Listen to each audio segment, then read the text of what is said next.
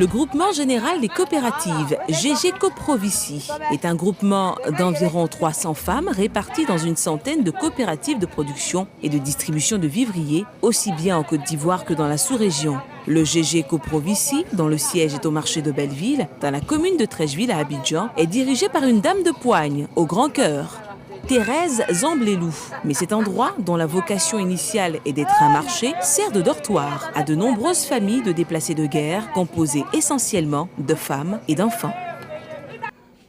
Quand la guerre est venue, là, il y a l'autre qui est quitté à Boaké, il y a l'autre qui est quitté ailleurs. Tout le monde est venu le calmer à moi. Elle dit, maman, il faut nous aider. Il y a l'autre même, je donne l'argent, il fait son commerce. Il y a l'autre, si mon bagage est venu comme ça, il dit il n'a pas l'argent. Je dis il faut prendre, il faut partir vendre. Si tu es fini vendre, tu vas envoyer l'argent. J'étais à Boaké, je suis venu ici.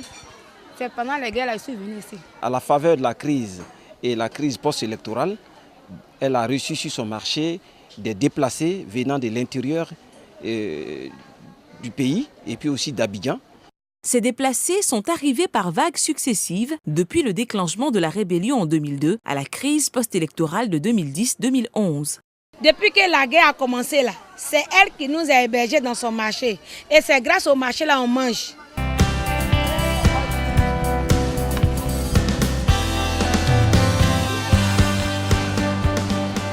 C'est un engagement profond, un sacerdoce pour Madame Zamblelou que de gérer depuis 10 ans des réfugiés internes en Côte d'Ivoire au sein d'une structure informelle.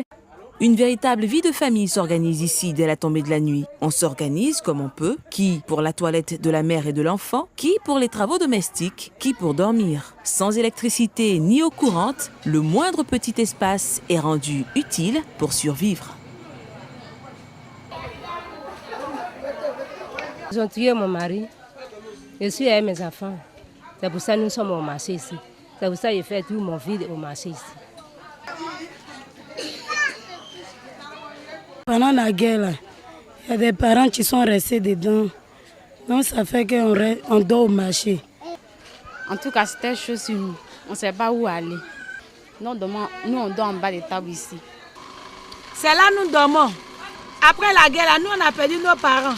Mais actuellement, nous ne savons pas où aller. Ça fait au moins près de 8 mois que nous dormons dans le marché. Après la guerre, là, je ne vois pas mon mari. Il n'a pas de parents. C'est à cause de ça ici au marché. C'est la crise qui nous a fait, puis on est arrivé ici. Ils ont brûlé nos maisons. Mon papa est mort pendant la crise. Là. On fait comment? Je vends manioc avec ma maman. Nous, on n'a pas l'argent là pour faire travailler. C'est à cause de ça, nous aussi, on ne gagne pas l'argent pour louer maison. On dort au marché ici là. On débrouillait un peu. C'est la guerre qui m'a amené au marché. C'est qui t'a boaqué. Il y a longtemps ici. Comme je n'ai pas de coin où aller, c'est pourquoi je suis au marché.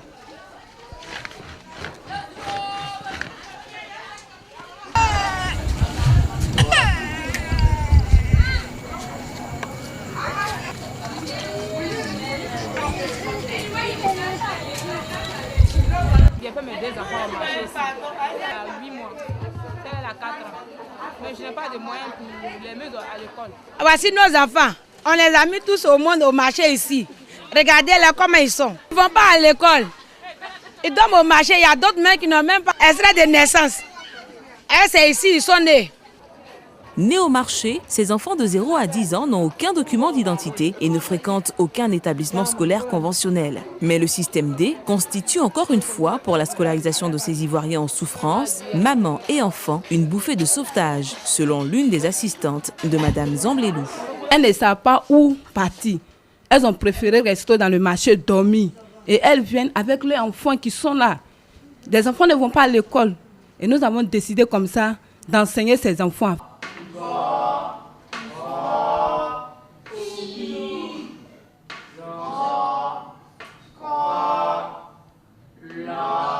Nous travaillons d'abord dans le marché de GG Coprovici. Il y a eu un petit qui est entré dans le service aussi. Et quand on a commencé à marcher ensemble, j'ai su tout de suite qu'il ne savait pas lire et écrire. Et vraiment, ça m'a affecté. Et j'ai décidé de l'apprendre à lire et écrire. On le faisait au bureau les soirs quand les gens partaient à la maison. Lui et moi, à 19h, on est assis là-bas et puis on le faisait. Et quand ses sœurs venaient décharger le manioc, elles nous voyaient, elles s'approchaient, qu'elles voulaient apprendre aussi à lire et écrire. Je vends manioc et je dors au marché ici. Bon, les soirs à 20h30, on vient étudier hein, le frais. Bon, il y a des fois on n'a pas le temps, vous venez étudier. Manioc vient, il y a des fois ça vient à 22h, à 21h, donc c'est pas tous les jours on vient étudier. Le jour ça vient vite, à 18h ou bien à 17h, on a le temps pour venir étudier ici. Une telle concentration de personnes dans un environnement de dénuement total expose naturellement à de sérieux problèmes de santé publique. La GG Coprovici fait appel périodiquement à l'Institut national d'hygiène publique, INHP, pour des séances de vaccination. Nous sommes en train de faire une séance de vaccination ce matin en collaboration avec l'ONG de la coopérative. Alors, c'est des dames qui sont concernées par cette activité de vaccination parce qu'elles sont dans un domaine assez sensible. Elles sont exposées à de nombreuses maladies. Le responsable de la coopérative, en collaboration avec l'INHP, nous a fait appel pour cette activité de vaccination qui est véritablement orientée en faveur de ces femmes-là. Et comme je l'ai noté tout à l'heure, aujourd'hui, vous verrez qu'il n'y a pas trop d'engouement parce que, bon, avec la situation que tout le monde a vécue, vous comprenez que les moyens aujourd'hui sont rares. Alors, mais c'est des initiatives à saluer, d'autant plus que pour nous apporter à manger, il faut être en bonne santé.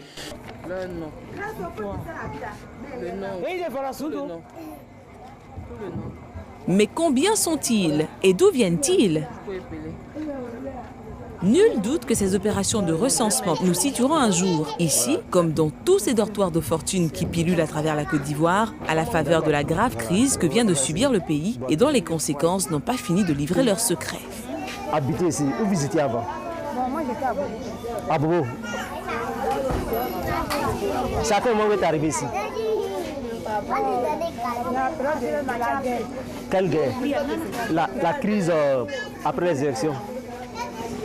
C'est pas facile, les femmes qui vivent dans cette situation-là. C'est un peu difficile. Comme nous on a dit, il fallait que vous... Oui, justement, on a vu effectivement dans quelle situation les femmes là dorment, tout ça là. Moi, je vais rendre service à tout le monde qui est ici. Si les gens qui sont marqués, ils n'ont pas l'argent, ils vont manger. S'ils viennent me demander, je donne. Tout qui est là, je vais l'aider. Et puis, on dort au marché ici. Donc, il n'a qu'à m'aider. Je vais construire le marché là bien. Il n'a qu'à me chercher par terrain, bien par terrain. Et puis, je vais faire un enfant qui dort au marché en bas le tableau là. Je vais faire bon coin, il va dormir.